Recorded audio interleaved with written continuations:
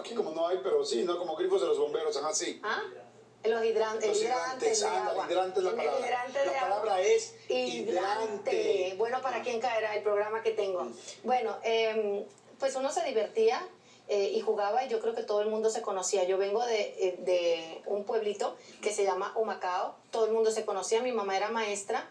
Mi papá, por muchos años, mi papá y mi abuelo tuvieron mueblería y después tuvieron funeraria. No me digas. O sea que nos conocían en todo el pueblo. ¿Funeraria? ¿Y tú te acuerdas de ir a la funeraria así de tu papá? Pero por supuesto, mi papá era una de las cosas que más le enorgullecía, que fuera a la funeraria, que le guiara el carro fúnebre, que le manejara el carro fúnebre. ¿Que tú manejaras el carro fúnebre? Sí, ya fuera el de las flores. Yo estaba aquí en Televisa y yo tenía que ir a mi pueblo, a Humacao, y manejar el carro fúnebre. Cuando llegara, si había muerto, me tocaba. No importa que ya yo estuviera en las mieles del éxito en Televisa.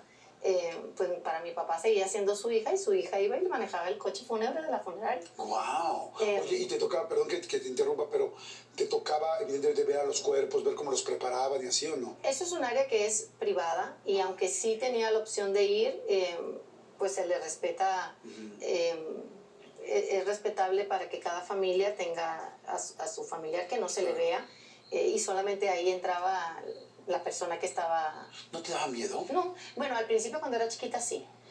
Recuerdo de las primeras... Papi tenía mueblería, como te digo, y de repente decidió que él ya se quería retirar, irse al campo, tenía una finca, sembraba, le gustaba, pues porque en eso se crió, él de toda la vida.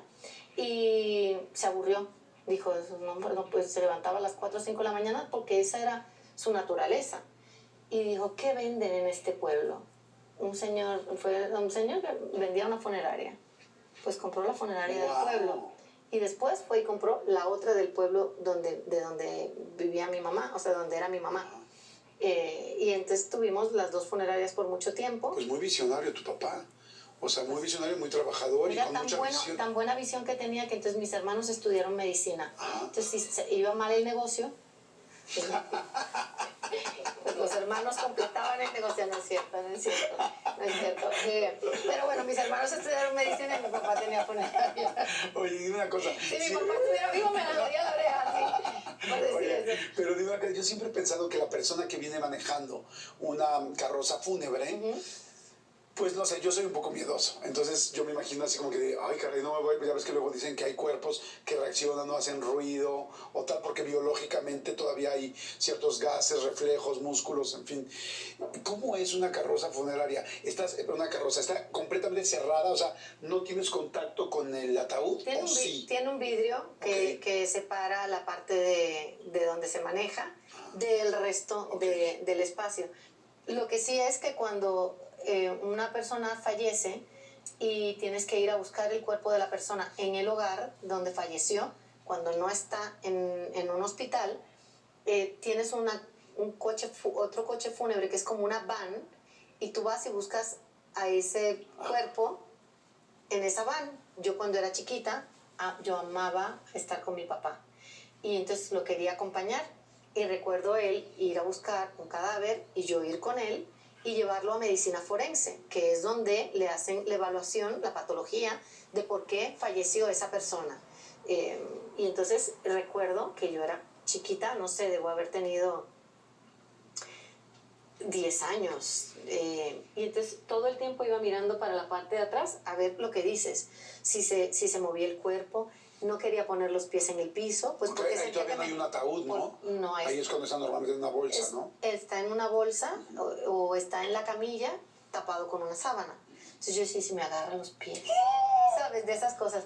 Ya cuando iba creciendo, pues ya fue mucho más normal para mí, pero de pequeña sí me daba mucha impresión.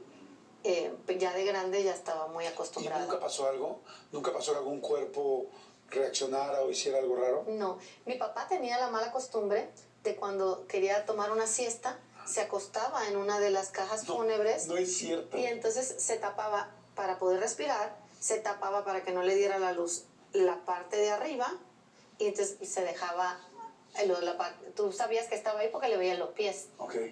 Pero la parte del torso estaba cubierta por la tapa, ¿sabes? Que tiene como 2 tapas. pues una tapa se quedaba cerrada y la otra se quedaba abierta. ¡Guau! Yo una vez intenté meterme en una de esas, pero las cajas hay... ¿En el ataúd? En el ataúd.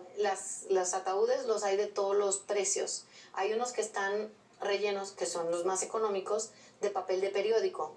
Cuando el papel de periódico lo haces, lo shredded, ¿Lo que trituras? Ajá, lo trituras, y entonces con eso ahí va el cadáver. Pero no se ve el papel de periódico. No, porque tiene como, claro. o sea, pero lo que tiene abajo no es un colchón, es un papel de periódico así.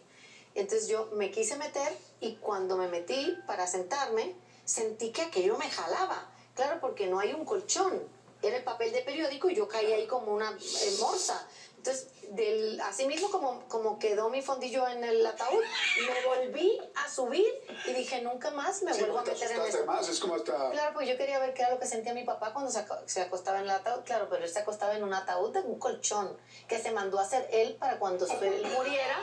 No se burlen, es verdad. Eso. ¿Y lo usó? Claro, es el ataúd donde mi papá estuvo enterrado, se lo compró él. Mi papá padecía del corazón. Y cuando él sintió que era una época en que a lo mejor no iba a poder irle bien y que se iba a morir de salud, él decidió mandarse a hacer su caja.